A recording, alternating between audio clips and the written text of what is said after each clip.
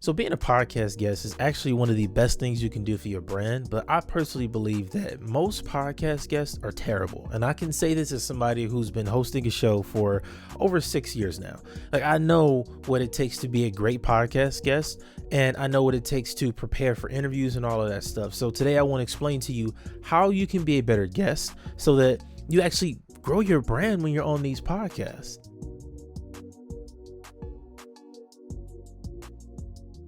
What's up, people? I'm Coach Chris, host of the Personal Branding Playbook. If you're here already, thank you for tuning in. I appreciate that.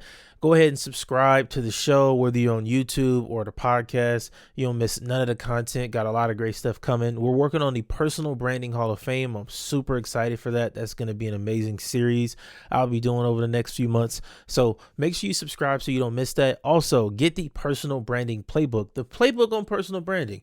It is available now. Check it out. It's linked down in the description box down below. All right. So the first step to being a great podcast guest is to have a plan. Now, I know this sounds like it should be easy pickings, right? Like, it makes sense to have a plan. You will be surprised and shocked to know how few people have a plan when they're coming on a podcast. I've interviewed at least 20 people who have no idea what they even want to talk about on the show. And I can tell that that's the problem is they come on with the intention in their mind to sell something. So the only thing they're thinking about is, okay, what am I going to sell? When am I going to promote this thing? How can I put it in the conversation? And this is the thing. Promoting something isn't even the problem. Like, most hosts are okay with you promoting your new book or a course or an event, whatever it is. It's no big issue. The problem comes in when you don't give any value to my audience, right? So you, as a guest, you have to be prepared to deliver real solutions to the audience, right? You need to go into that interview with a plan, right? A specific guideline of what you want to discuss. Now, obviously, it's not your show, so you can't determine all the questions you're asked. I'm not saying that, but you do have some control over what you say, right? So when a question is asked, you can easily kind of pivot it to answer it in a way that brings more value to the audience, because that's what makes your episode better, right? If I ask you, well, how do you feel about somebody launching their business and then, the next month they're already paying for Facebook ads? If you're a Facebook ad specialist, that's when you respond with your action step strategy for how somebody should start using Facebook ads, right? It's very, very simple. You always want to find a way to tie in your answers to the question. And this is something that it kind of takes skill to do, but it doesn't take a lot, right? It takes more preparation, because if you have a list like a notepad, literally a notepad, this is exactly how I do interviews. I'm prepared because now whenever you ask me a question, I have a very specific answer I want to go to. That makes my content sound a lot better because it's more professional, and you can tell I put work into being prepared for this conversation.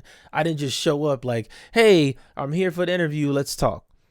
Because now I don't sound like a good guest. I don't sound good. Now your audience won't even remember me. So have a plan when you are going on these interviews. It's very important. So the second way to be a great podcast guest is to go on the right shows. Again, I cannot tell you how many people have reached out to me, sent some long drawn out email that's clearly a template, and they're like, hey, so-and-so, I'll be great for your show, or this person will be great for your show. And it's just not the best idea, because if my podcast is about personal branding and not even only entrepreneurship, but if you are, let's say, a nurse or a doctor, you have to have some reason as to why your personal brand needs to be discussed on this kind of show, right? Let's be honest. Like, if you are not inside of the business entrepreneurial world, you probably don't fit on my podcast unless you have a great personal brand.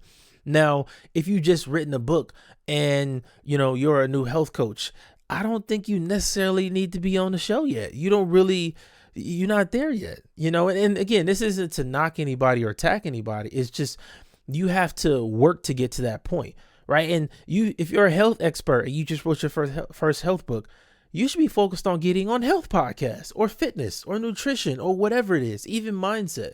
That's better than going straight to the entrepreneur shows, because there are more of them. And I think that's what people do, is they get lazy in doing the research for shows, and They say, okay, well, I'm just going to go to these shows because they kind of fit and they're just at the top and they're easy to find. Don't do that. Take your time, actually do research. You should list out at least 50 podcasts. And yes, I know there are 50 and there are thousands in every category, but there are at least 50 in every category, right? So start there with the top 50 in your category. Maybe even not the top 50 if they're in the top rankings on iTunes, because then some of the people try to charge you. That's a whole nother conversation. But start with shows that are in your market. Until you've built your brand to a certain level, you got to stay in your lane, right? And I talk about this when it comes to niching down. You can be known for 5 things after you've made millions of dollars. But until you get there, you got one lane. You got to stick to that one lane because that's going to help you grow faster. So take your time in doing your research to find the right podcast to be a guest on. I promise you, this is one of the biggest mistakes people make. Just because somebody says, hey, yeah, you can come on my show, doesn't mean it's a show that fits your brand and what you're building. You have to really, really be diligent and focused and patient too. Because again, when you reach out to the show, the host may not respond immediately. Following up the next week isn't a bad thing. That's great. Have your CRM set up and tag the podcast host with their name and email and all that stuff. Tag them as a host or guest appearance opportunity or something like that. And then you go back to them after they don't answer you. You built that relationship and eventually you'll get on the show, Now, one thing I do want to address when it comes to being a podcast guest is podcast payola. And I talked about this on my other show, the Podcast Profit Club, but essentially there's a market now for podcast guesting. Some shows are charging, I've seen as low as $100, $500, as high as $50,000 for a podcast guest appearance. Now, to the average person, that sounds insane. It just sounds completely illogical. I personally believe if you pay to be a guest on some podcasts, it can be beneficial to your brand. I know, before you kill me, just hear me out. The truth is, paying for attention is really the fastest way to grow right now. If you look at a lot of YouTubers, a lot of podcasts, people pay for attention. A lot of the collaborations you see happening are paid. It's not like, oh, hey, I like your content, let's collaborate. A lot of the times people are paying thousands of dollars to collaborate and work with each other.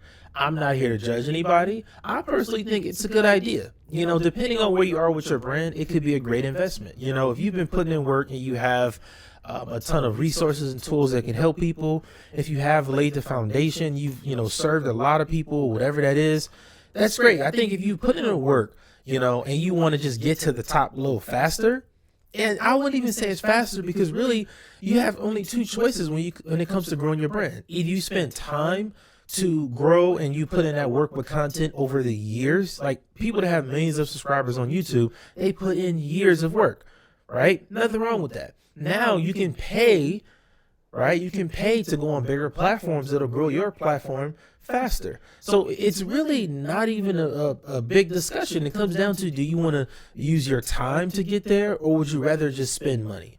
Whichever one you want to do, I think it's up to you. And I'm not personally here to judge anybody. Again, I think it's a good investment. I would just say do your research and make sure you're not overpaying to be on certain platforms.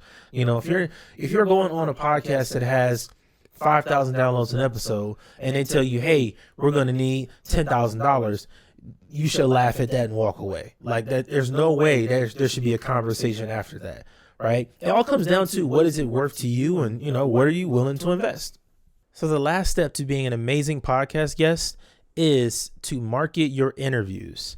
This is a big thing we talk about in the podcasting world, is like how most guests don't even market their interviews. They won't send an email. They don't post on social media. They don't do anything to market the show they were just on as a guest. And the crazy part to me is, when you don't market your episode, what that says to me as a host is you're really unprofessional. It's unprofessional to not market the episode you were on, to not share it out with your audience, with the world, because obviously that's going to help the show a lot, but you're also doing yourself a disservice because you just went on the show creating content. So why would you not want other people to see said content? It doesn't make sense to me when people do that. Like, now, obviously, sometimes it's harder to market certain episodes. You don't know how to post it or when you should or where or whatever. I get that it can be complicated, but for the most part, it's not really all that difficult. You can go and post it on your Instagram story and say, hey, go and check this out. It could literally be you sharing from Spotify to your story on Instagram. That easy. It could also be you tweeting out the link, right? It could be you sending an email, something super, super simple to market your episode. Because here's the thing. If you are a great podcast guest, you will get invited back on that show. You might get referred to be a guest somewhere else. And that person could even be a partner in one of your product launches later on, right? You could have them promoting your book or something like that, or a course or something. You never really know. All of that stuff comes from great relationships. And really what it says to me too, when somebody doesn't market their episode well, is that they don't build relationships, because that's what podcast guesting is really about. Yeah, you want to go in there, promote yourself and talk and all of this stuff.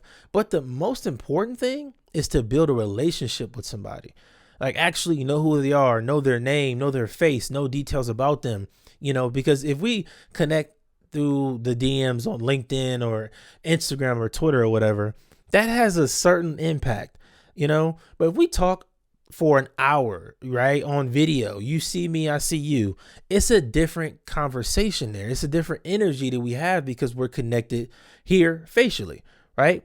And that's the closest we can get to being in person. But if you're a guest on a podcast and that person is in Australia and you're in New York, that's an amazing connection, And I just think that more people have to take this part seriously, because again, that's where you build the foundation for a lot of relationships. And let's say you want to put a book out in a year and you went on 25 podcasts just 6 months ago.